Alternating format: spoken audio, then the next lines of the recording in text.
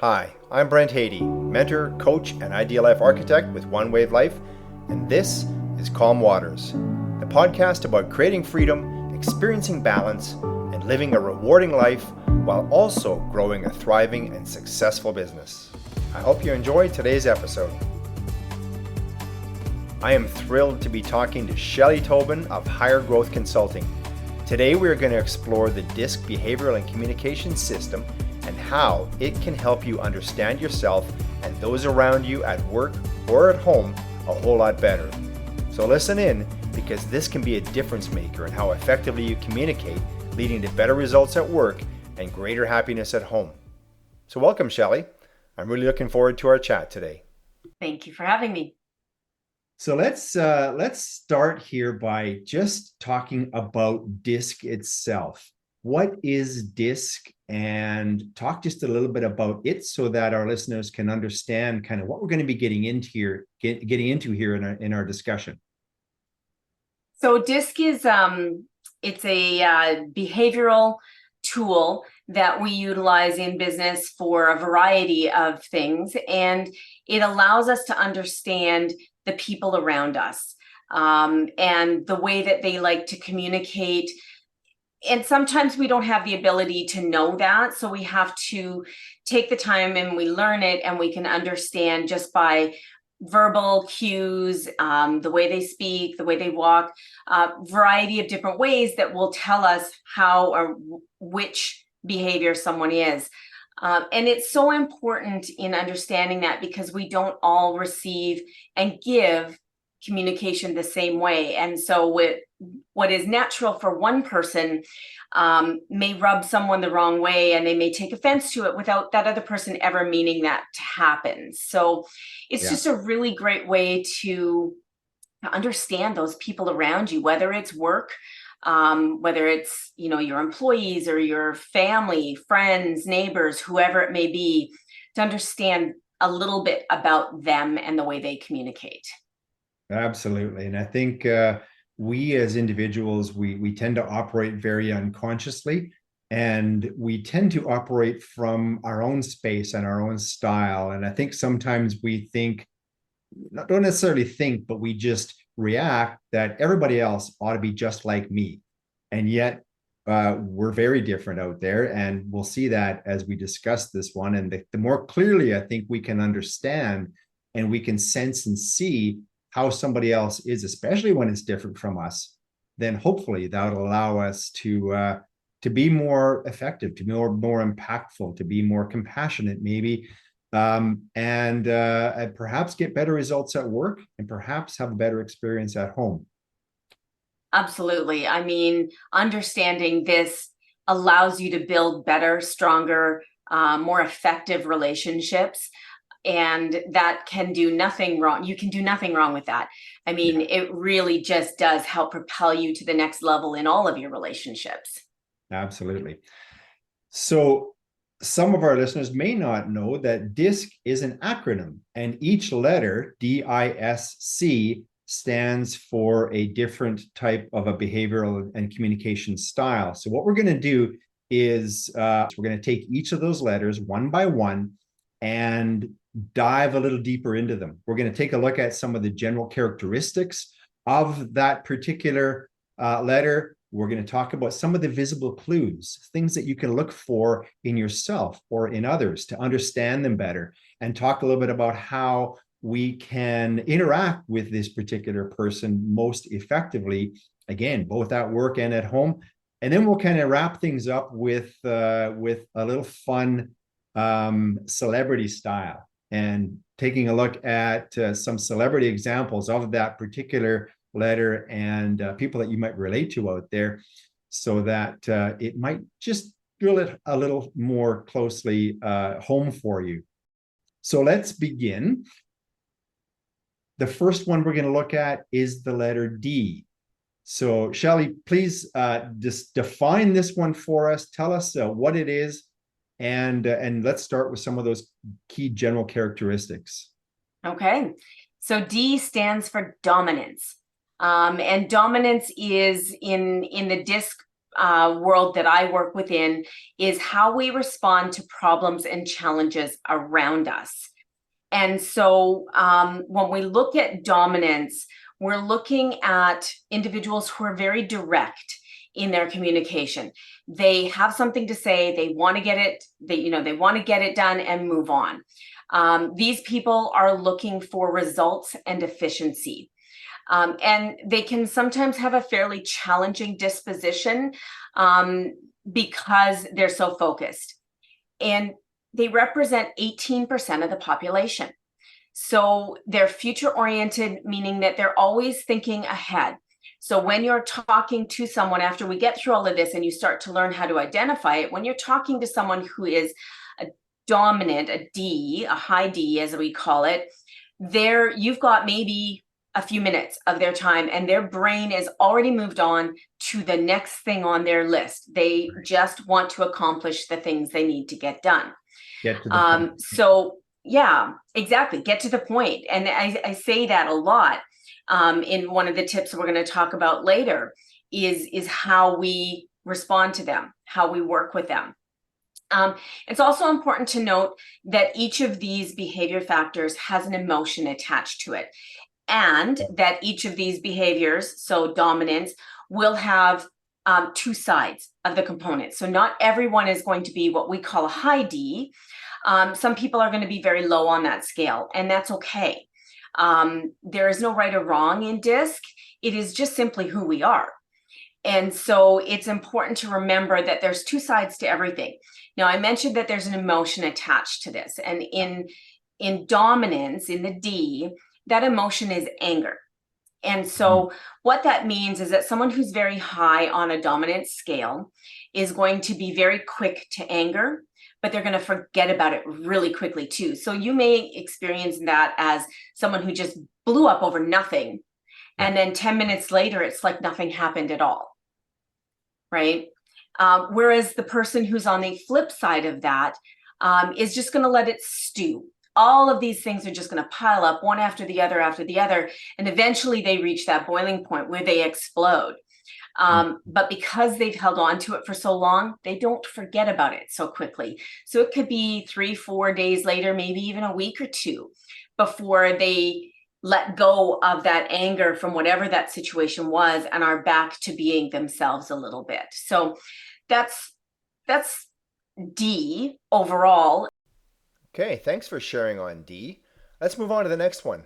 Next one is I, and I is for influence.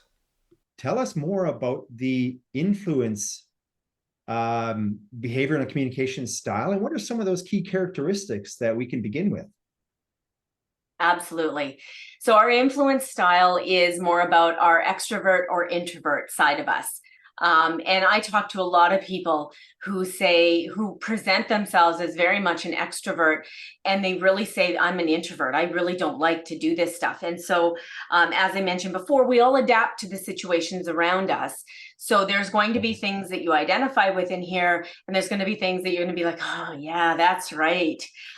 So our influence factor, this group of people are looking for connection and the experience. So they want to feel good about what's happening around them. They want to meet as many people as possible. They're a very optimistic group of people, and they represent, I believe it's our second biggest group, which is 34% of the population would be classified as what we call a high I. Okay. Again, remembering that each of these behaviors has an opposite. So when I talk about high I, we talk about the low I as well. And so our high Is are the extroverts and our low Is are the introverts. These people are present oriented, meaning that they only want to deal with what's in the here and now. So if you're in front of someone, they want to talk. They're going to talk and they're going to talk and talk. I laugh sometimes and I tell people, if you're the salesperson that's a high I, remember that lunch isn't 3 hours. So, and we do see a lot of people that are high I influencer type behaviors excel in sales, marketing, team collaboration, and they really do prefer that lively and social work environment. So they are the ones that are going to be at every single social engagement that they Mhm. possibly can, whether it's networking or team bonding or just a social. They're there. They're there, and they're the ones that are going to have, if it's Christmas, they're going to have the Santa hats and the Santa earrings and all of that kind of stuff. They love that. Yeah, So, yeah. Very visible, very high energy, yes. and I got you put it where they're the ones that they like to talk. They're sharing their stories. They're very energetic about it. It kind of reminded me of it's the sitting around the campfire, and there was those one or two people, and they're the ones that just their stories just kind of keep going. They get everybody charged and involved, and one person's story feeds off the next person's story, and it builds and it builds. And then there's the ones that are the low I, which are sort of just sitting around, taking it all in, and may or may not kind of get that word in edgewise, but it's the nature of who these high I's are. It is. And when we talked about D, we talked about the emotion. And so, like I said before, every single one of these behaviors has an emotion attached to it. And for the I, for the influencer, it is trust and optimism. So when we look at that high I side of things, they trust implicitly. They know you, Okay. even just for a little bit, they trust you. Whereas when we look at the low side of that, they don't trust anyone. You have to earn their trust, and it takes a long time to get there with that. So that's the emotion. And you can see that. You can see that in every person you work with, in one way, shape, or form. So nice. Trust. Interesting. Now, trust implicitly, as you say, there's probably certainly some advantages to that in furthering a relationship and deepening a relationship faster. I imagine at times it could potentially set someone up for maybe being taken advantage of, or the opposite side of that as well. There's always the two sides of the coin, the good with the bad, right? Mm-hmm. Yeah. So when we think about that trust side of things, if we look at it from a buyer side of things, right? So if I'm a high I and I'm the buyer, if you come across as credible to me, I am all in, right? No matter what it is you're selling to me, whether it's a car or a software system for my business or whatever it may be. If I trust you, I don't care about anything else. I don't care how it works. I don't care what's involved in making it work. If you tell me that it works, I trust you and I will buy. Right. If you're on the flip side of that as a salesperson and you're that high I, what I find tends to happen is that they want to sell so badly that they promise the moon and they can't deliver it. Gotcha. Right. So if you're that high influencer, you need to be aware that that's a weakness that can happen. And when you do that, you set your team up around you for failure, right? Which doesn't look good on anyone. No. So that is I, influence. Let's move on to the next one now, Shelley. The next one is S. Tell us a little bit about what S is all about. Okay. So S stands for steadiness. And again, as I said before, we have to remember that on when we're looking at this, there is a high and a low. Neither is right or wrong, better or worse. It is just who we are. So our S, steadiness, these individuals are looking for trust and harmony. They have a very calm disposition. They are 32% of our population. They look at the past, the present, and the future when they're dealing with situations around them. So these are individuals who like to be, they're loyal, right? A lot of times we see individuals that are steadiness be with companies 5, 10, 15, 20 years because it's that calming factor for them. It's status quo. They also don't like change. So they will resist change considerably at work unless you can prove to them definitively that what you're changing to is going to be better for them than what they currently do. Interesting. Resisting change. Now this is not my prominent one, but it is my second most prominent one. It's a very high one for me. So I totally resonate with the things that you're saying there.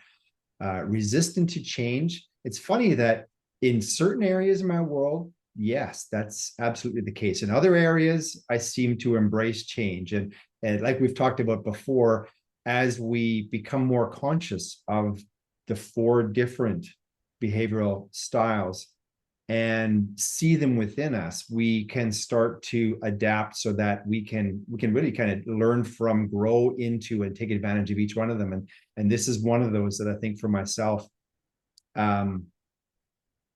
continues to grow as time goes along. So, and it's interesting when you talk about that, Brent, because as someone who, and not particularly for me, but for you, when you say it's your second highest and that you understand the resistance to change, we also want to actually recognize that you're an entrepreneur. And so as an entrepreneur, you control the environment you're in. So you will change when you recognize that something's not working for you. Whereas if it's an employee who is that high S, you have to prove to them that the change is worth it for them, right? So there's a difference there between the 2 different even levels of people within an organization. interesting. So. Yes. Well, you talked about loyalty as well, and stick to itness, if you will. Is there a bit of a generational thing with that as well? I mean, we think back to our parents' generation, and even kind of the boomers to the Gen Xers, where people did stay in jobs for a full career. I've got a friend of mine who is about to retire at the end of this year, and he's been with the same organization for, I think, more than 3 decades. Yet the millennials, the Gen Zs, the younger generations that are there, that doesn't seem to be as important. Now, how does that sort of generational thing compare with, say, the steadiness style, who is more maybe prone to wanting to be loyal, to stick around and stay with something? Is there something to that, especially around the working world? So someone who is a high S is going to look for the opportunities to do that. So we might find the high S people working in government jobs. We might find them working, because they are very much people oriented. We'll find them working in positions where they tend to work with people. So social workers, teachers, nurses, and HR, because they're dealing with people all the time. Right. And when you talked about that generational aspect, yes. Now, our natural styles, so who we are when we are what we're allowed to be, I guess, we can adapt. And sometimes those adaptations can take a permanent effect with us when we see something that challenges us to change that thought process. And where I'm going with this is, when we look at the generational, we look at the baby boomers and such, who worked years and years and years with companies to almost make it to retirement, and some economical disaster hit and they lose their jobs. And so as children, we see that, right? And so we see, well, the loyalty doesn't necessarily always pay off. So maybe we don't need to be so loyal. And every time we see something like that, it affects us. When we talk about adapting, I've seen people change in doing assessments with them over a few years in time, where they were very, very low S in the reports, but they lost their job, and something tragic happened in their life, and they need that steadiness around them. They need to have something that they know isn't going to change on them, and so they gravitate higher on the S. But with our generational, we see that change the opposite way. Right? Because we see what the generations before us did and went through. And so it's eroding that a bit. And I wonder, as far as the steadiness goes, that if there maybe is not steadiness in a certain part of our world, perhaps in the working side, we seek out and hold on to that steadiness elsewhere, right? We will. We are a whole person, and Mhm. therefore, if steadiness is an important critical trait within us, then we're going to find it where we need to find it. And if it's not here, it's over there. There's one of two places, work or at home. Yeah. Those are the two places that you can find it. And, it's kind of like when we talk about in a different style of things that we talk about, if we're looking for someone who's artsy and loves music and so on, and they can't find that in their work, then they find it elsewhere. It's the same thing here, right? We're going to find it one way or another. And if it's not going to be there, then it's going to be in our relationship somewhere along the way. Understood. Outside of work. Absolutely. So what are some of the other visible clues then, if we're looking for the steadiness person, either looking within ourselves to see if we have those, if that's how we show up, or in those around us? So to understand those clues around us, to identify them in people, we need to understand the emotion attached to the S. Yeah. And so that emotion, and bear with me as I explain this, is non-emotion. Okay. So those individuals that are very high on the S, they don't show emotion. Okay. They are emotional people, but they don't show it. They hold it and they hold it and they hold it. These are the people I like to say you don't want to play poker with, because they won't give anything away in their face. Right. So when we look at the opposite side of that, on the low S's, they tend to be overly emotional, but they show it. And so in understanding that, we need to understand that for our high S, we're looking at visible cues. They're going to be very calm and composed. They're going to listen attentively. They will avoid confrontation to the nth degree. They will avoid it. They will walk away. They will accommodate. They will do everything and anything they can to not have confrontation. Okay. They prefer the harmonious and stable environment, which we've kind of talked about there. Mhm. The truly visible cues that you're going to see in the body language, in their stance, they will be leaning back and they'll have a hand in their pocket. When they walk at a steady, easy pace, paying attention to what's going on around them. Yeah. And in their gestures, it's moderate. They're not going to be the big moderate or the big gestures, hand gestures. They're going to use their hands, but it's going to be close to their body.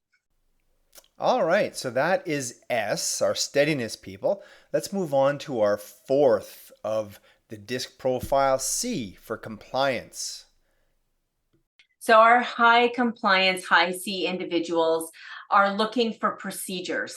They are the people that are going to follow the procedures, enforce the procedures or the policies. They want information. They will go into information overload. If you hand them something, you can expect to have very detailed notes about what's going to happen here. They're very cautious about what they do, recommend, or say. We represent, and I say we because that is you and me, Brent, we represent 16% of the population. So the smallest of all of the behaviors is the C. And we are past oriented. So we rely on things that we've done in the past and what's worked for us in the past and bring that forward. So we're very hard to change on that. I like to say that I have paralysis by analysis. I didn't get that right. Paralysis by analysis, because I want to get so much information that I may never make the decision. I like to say sometimes my husband laughs at me all the time because he'll send me out to go and get a card for a birthday or something like that. And I'll come back with 3 because I couldn't choose. Right? Yeah. Here's your best 3 options. Pick one. No, I We'll get leave the that, others for right? later. The perfectionist a bit, and I'm Yes. very much like you. So if we're going to shop for something, then not only is it that pick 3 couldn't decide, but it's the over focus on the details and the data and the information. And I've had this experience in shopping for vehicles. I've had this experience in shopping for electronics. So I get that. We are sometimes the perfectionist, right?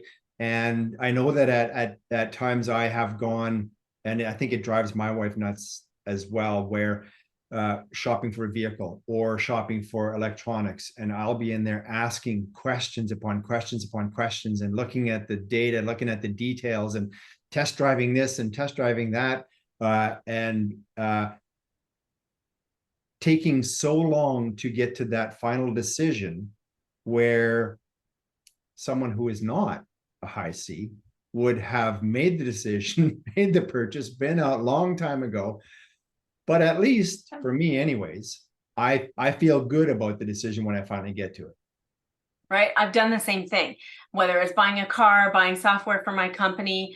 And when we think about the high C as well, when we talk about policies, rules, right? So we had a significant world event in the last few years with COVID, and there were rules just thrown on everyone for so long. And the high C's are the ones who lived it to a T.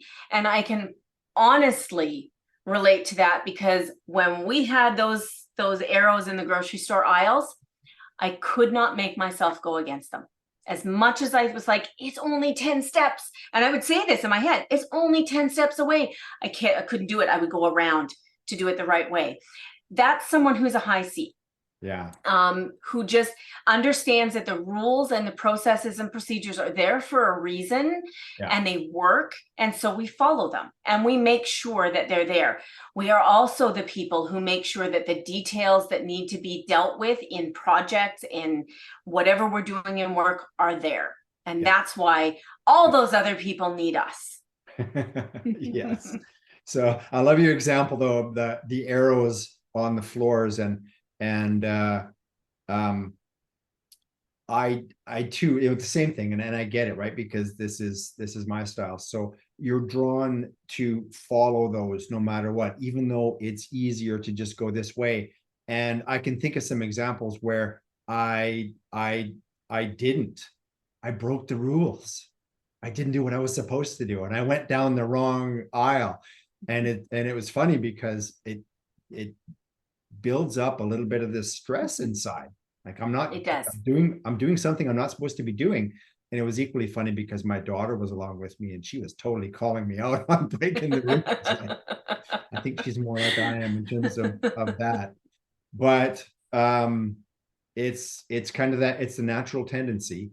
And in many situations, it serves us and those that we're working with or around us extremely well. And other times, sorry, go ahead. Yeah, I was gonna say, in other times, maybe it's something that we can practice to not be so rigid on. Right. And there are places and times and things that we can do that with. But in something such as, the pandemic, it was so stressful overall, just with the pandemic, that going against them just made it that much worse for us high C's.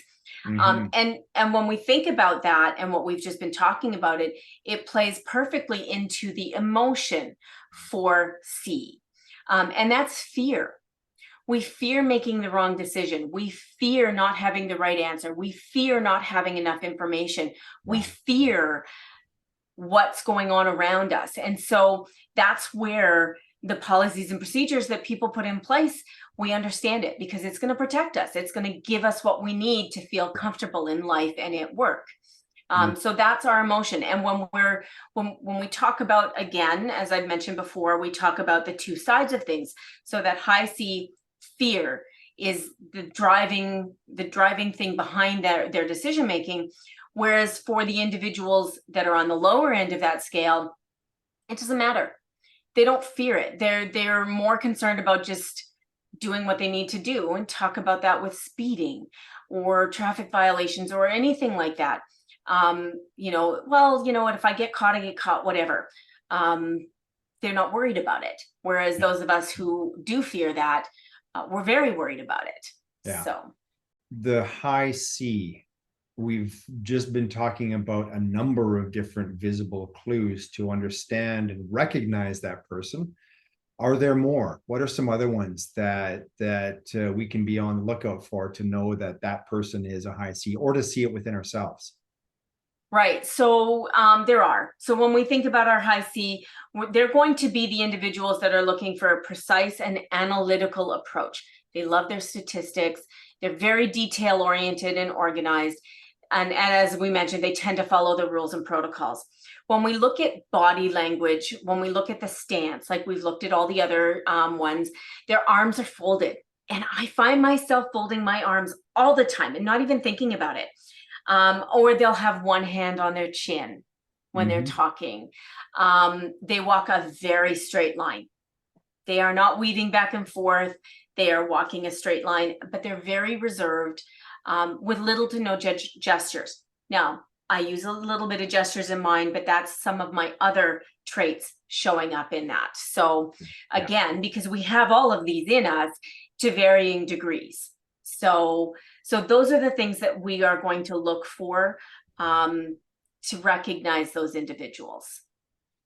All right. So thank you so much for all of this, Shelley, for being able to provide your awesome insight and information on each of the 4 styles of DISC. Of course, people might be, again, listening and thinking, this has been awesome. I need more. I want to know more about myself. I want to know more about my team so that we can put it together and put it in place much more effectively. Tell us a little bit about what you have to offer and how people can reach out and get a hold of you. Okay, so for the individuals, whether it's a couple, understanding that this is not marriage advice, but whether you're a couple or you've got a teenager or a young adult who is struggling in life, or you're a professional who wants to get ahead, I have an online workshop that I do. It is a live workshop. It's not recorded, where we delve into DISC and we look at you and the other people that are in the room, so that you can understand a little bit about it. And then for the managers who maybe have teams, or the business owners who want to do this with their teams, I do team workshops. So we pick a date, we pick a time, we look at the objectives, and we come in and we discover DISC and we talk about, each individual style with the people who are opposite us in other areas, so that they can better understand all of the styles that are there, to understand that, possibly come up with communication plans. And all of that information is on my website, highergrowthconsulting.com. That's also how they can reach me. Perfect. I'll make sure that we also add into our show notes so that you can see and reach out to Shelley if you would like. Thank you once again, Shelley. I really appreciate your time and your energy, and I look forward to talking to you again real soon. Thanks for having me. This has been a lot of fun. Well, that's it for today's episode. Thanks for listening. I hope you have at least one new insight you can take away and apply to your business or your life right now, and that you've been inspired to rise above the waves of stress, overwhelm, or unhappiness that currently crash down all around you. I hope the message of today's podcast has motivated you to harness the power within those waves so that you can redirect them and begin to ride wave after wave of change towards the calm waters of your ideal life. And if you enjoyed this specific podcast highlighting the DISC behavioral and communication system, and you'd like to learn even more, please consider joining us with a membership in our One Wave Global community. Shelley and I continued our discussion diving much deeper into each of the 4 profiles, where she gives very useful information on how to effectively interact with your people at work and at home. We even had some fun exploring celebrities in each of the 4 profiles.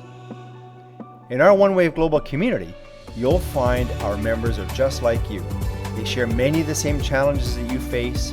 They want to create and live their version of an ideal life, and they want to grow thriving businesses. And they love the form of mutual support that our community brings. Come check us out at onewaveglobal.com. Until next time, be healthy, be happy, and live fully.